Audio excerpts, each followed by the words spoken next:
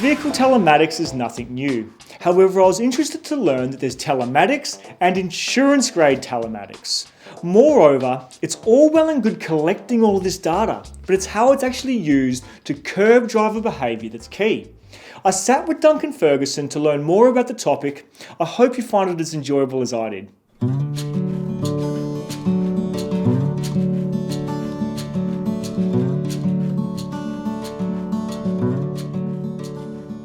Insurance-grade telematics is the 1 second granular. And we'll talk about it. Insurance-grade is when you've got the data, not summarised data, but granular data, which allows you not just to understand the crash event, which can be broken down into subtense, but a lot of systems can do that. Granular is when you can understand the behaviours for the 3 or 4 minutes leading up to the crash. And this is what we'll talk about with how do we get down to the risk algorithm and what are you doing? Because it's only when you can understand the events that lead up to a crash that you could then go in and provide the preventative coaching on the habits that lead up to it. If you drive uninterrupted for more than 2 hours and 15 minutes, that's a moderate event. 2 hours and a half is a cautionary event. 2 hours 45 is extreme. Because after 90 minutes of driving on a monotonous road, people start to weave around. And if you say, if you're Melbourne-based and you're going up towards Albury-Wodonga, as you go out of Melbourne, if you get to near a town that you drive through called Avenel, it's about 90 minutes away, watch what happens between Avenel and Euroa on the drivers around you and how much they start weaving around and how much erratic behaviour you see. So create time and space around them and don't become one of them. Pull in, don't push on. Well, for start, we're a risk services company, so we're education consulting, and then our job is to stop people crashing.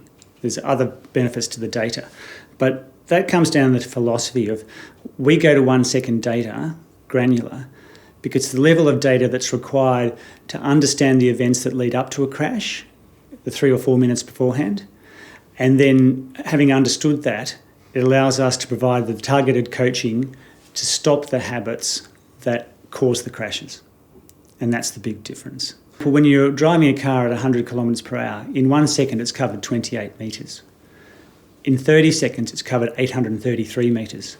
So with that large gap, you don't know whether someone's accelerating and decelerating, what we call driving like a yo-yo, whether they're touching the brakes constantly, which indicates that they're tailgating. And that's very important because a lot of systems will measure harsh braking and say, oh, harsh braking, this is very bad. Well, harsh braking is a behaviour that can prevent a crash because someone in front of you has done something mind-numbingly stupid and you have to hit the anchors. Whereas if you're tailgating, that is a behaviour that's going to lead to a crash. So you want to nip that in the bud. And you can only do that if you're capturing it in 1 second increments and measuring the G-forces going through the car.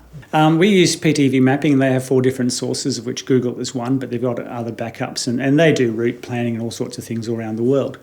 Now, the key thing for us is that we've got all the speed zones mapped, and that's very, very important because people think of speeding as over and above the national speed limit.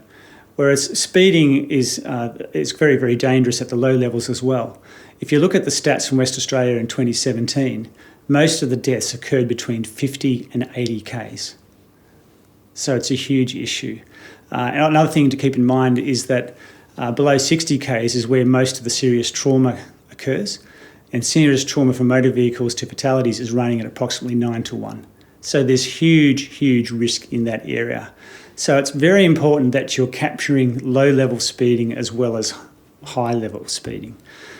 Within that speeding, you need to understand the severity and the frequency of it.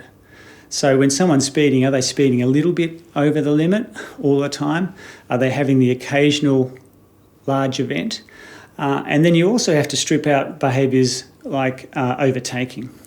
Because if someone's out in the bush and they're overtaking a truck, it's far better that they get it done quickly and safely. So we've got algorithms analysing that. So you can say, okay, well look, someone's obviously gone around a truck, they're slowed back down again very quickly, again where the 1 second comes in because you're measuring that. And so instead of recording a risk event, which will end up looking on a dashboard like someone's got measles, you're stripping it back to things which really are risk events. And that's the beauty of the proprietary algorithm, working out what's a risk event and what isn't a risk event. A lot of telematics providers will give the data to the client, and then it's up to the client to sort it out.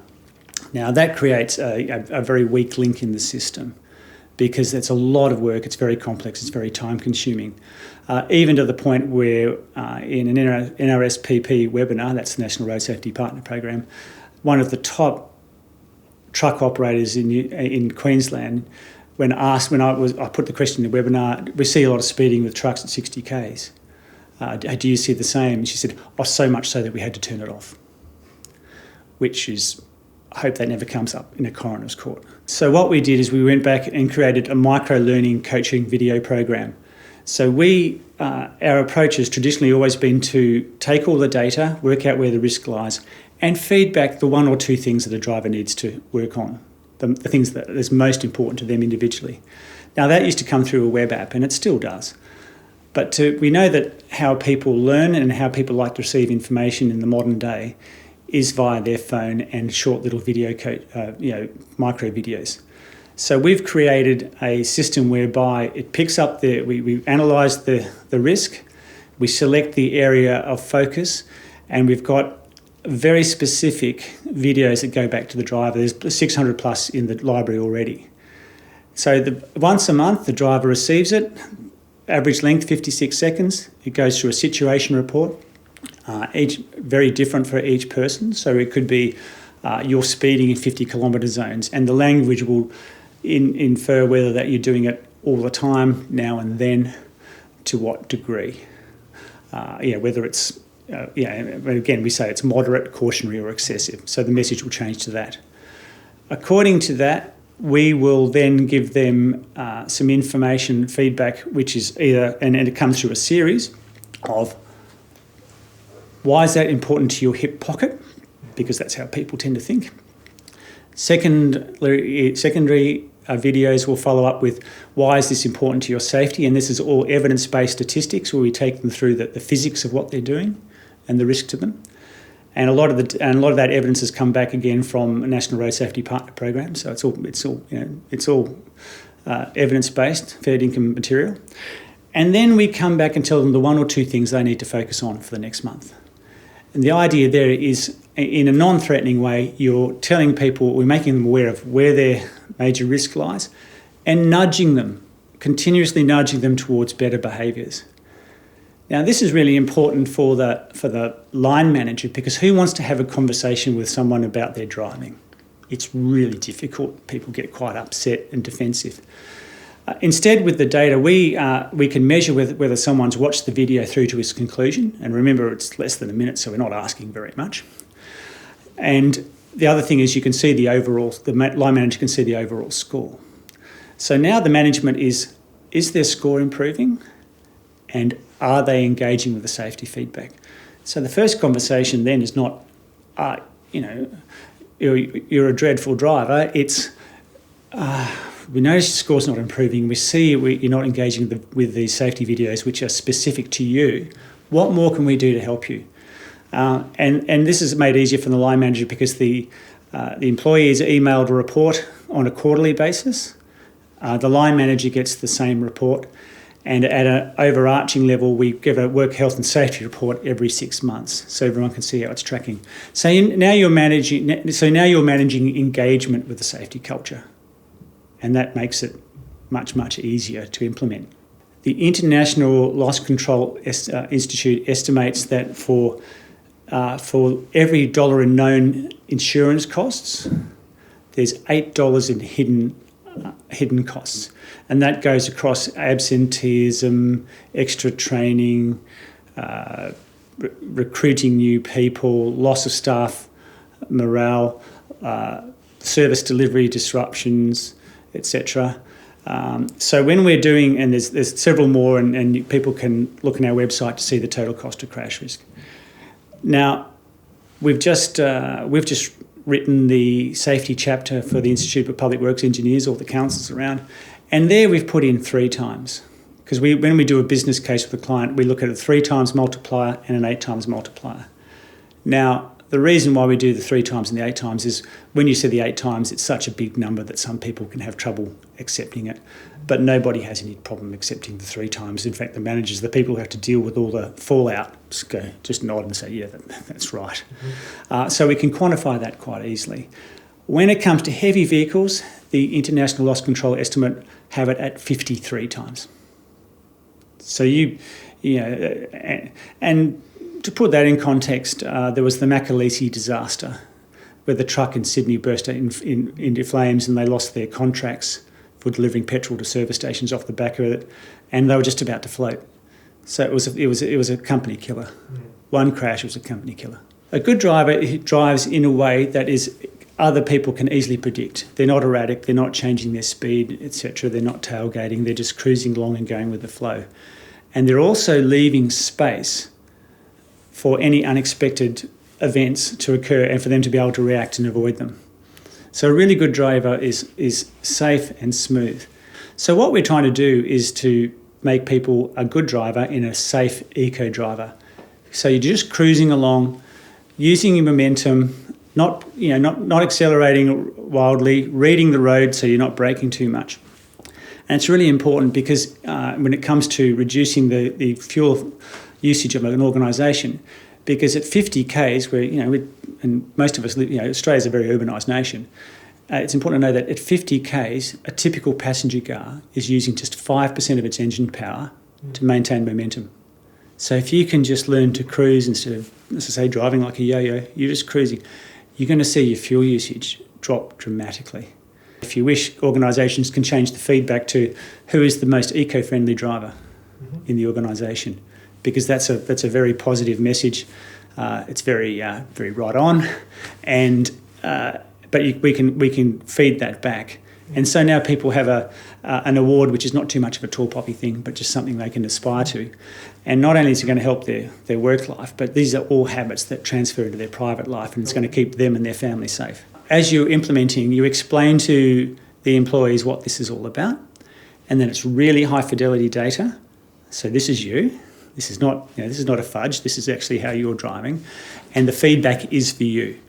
So it's always very, very simple feedback. If you're very harsh on the braking, the message may come across as in harsh braking. You think that's okay? Think what's behind you. At which point a truck looms up in the rear vision mirror, and that's another message we run through. Leave time and space around trucks. A lot of light vehicles don't do it. Most crashes, between 80 and 91%, depending on who you talk to, of the crashes between light vehicles and heavy vehicles are the fault of the light vehicle. So we've got to educate light vehicle drivers to leave more time and space around trucks and respect the physics of what they're doing. Very important messages. And these can all be fed through the video coaching feedback system. Okay. Our hardware just plugs into the OBD2 port of a vehicle. It's about the size of a matchbox. On our website and FAQ, you can see my 7-year-old daughter installing one in 15 seconds, and it's transmitting in 30, which means it's terrific for organisations who have lots and lots of different business sites, even in remote areas of Australia. We've deployed in mining companies, etc. Our sweet spot is the light vehicle space. We can handle behaviour for heavy vehicles, but light vehicles is where we pick up all the engine diagnostics as well, so it rounds out the value package. It's really any organisation running light vehicles should be talking to us about how we can help them. To date, the ones that have gravitated to us are at the ends of the spectrum of either they're really safety conscious and no crashes are acceptable, or the organisations who have got horrific claims histories and it's putting pressure on their bottom line, and they're saying we have to do something now. Of course, the thing is that realistically, all organisations and the directors and officers face a proactive duty of care, and we cover off on that. So we'd say that in any organisation that's running a light vehicles, and it doesn't mean a transport company, these can be health companies, they can be anyone with salespeople going around, NDIS, people with transporting clients, etc. All these people should be talking with us to see how we can help them. And on price, what we tend to do is work through the return on investment, because the cost of the service is going to depend on whether you've got pooled vehicles, how many people are driving them, etc. But what we do is we work through the business case on the known variables which we can identify with a fair degree of accuracy, and there, the first of which is the safety dividend. So how much can we reduce the hidden and known costs of crashes, and what's the likely fuel efficiency gains? And then the other one are the tax benefits across FBT and FTC. So we go through each organisation and work out how that looks. Generally speaking, we generate healthy multiples over and above the cost of service. But as I said, that's more of a conversation that we have with the client. FleetRisk.com.au is the website, and we go across education consultant and then the data-driven risk services. We're part of the Mercurian Group, and our sister company, Mercurian Insurance, is an underwriting agency. Now that means that our outcomes are tied to the clients and that we have to reduce the frequency and severity of crashes.